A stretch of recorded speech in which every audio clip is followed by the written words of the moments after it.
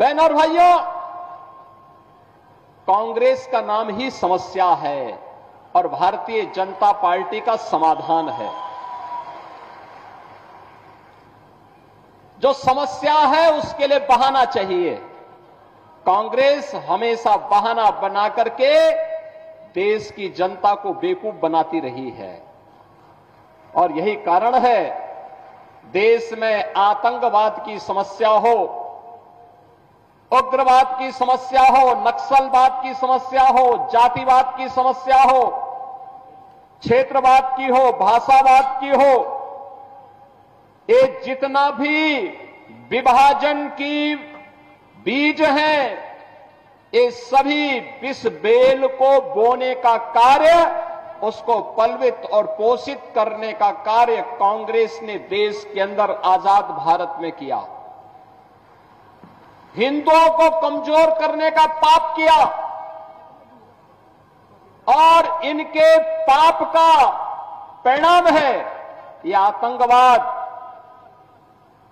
कांग्रेस की सरकार जब केंद्र में थी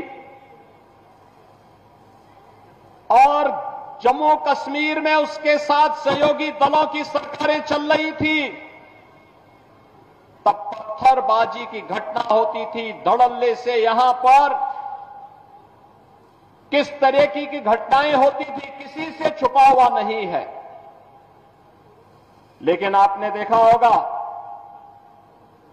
पिछले कई वर्षों से मोदी जी के आने के बाद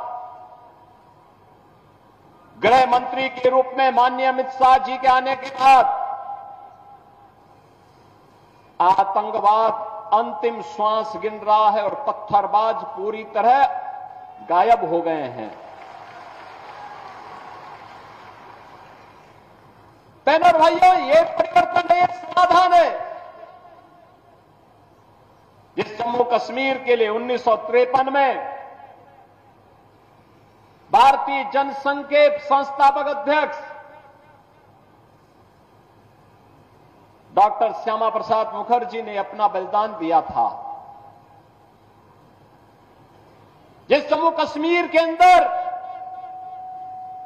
उन्होंने एक नारा दिया था पूरे देशवासियों के लिए, वह नारा था, एक देश में दो प्रधान, दो विधान, दो निशान नहीं चलेंगे, नहीं चलेंगे। भारतीय जनसंघ और भारतीय जनता पार्टी का एक एक कार्यकर्ता भारत माता का हर सच्चा सपूत इसके लिए लड़ता रहा, कार्य करता रहा। डॉक्टर श्यामा प्रसाद मुखर्जी के उस सपने को साकार करने का कार्य किसी ने किया है तो प्रधानमंत्री मोदी जी ने किया। 370 सदैव के लिए समाप्त कर दिया, 35A सदैव के लिए समाप्त कर दिया। आतंकवाद की नर्सरी समाप्त हो गई। अन्यथा ये कांग्रेस हो या पीडीपी या फिर नेशनल कॉन्फ्रेंस, ये सभी तो जम्मू कश्मीर को आतंकवाद का एक वेयर हाउस बना चुके थे और वेयर हाउस से यहां का नौजवान जिसकी ऊर्जा यहां के विकास में लगनी चाहिए थी, जिसकी प्रतिभा का लाभ देशवासियों को मिलना चाहिए था, उस पूरे जम्मू कश्मीर को इन्होंने अपने राजनीतिक स्वार्थ के लिए तबाह करके रख दिया था।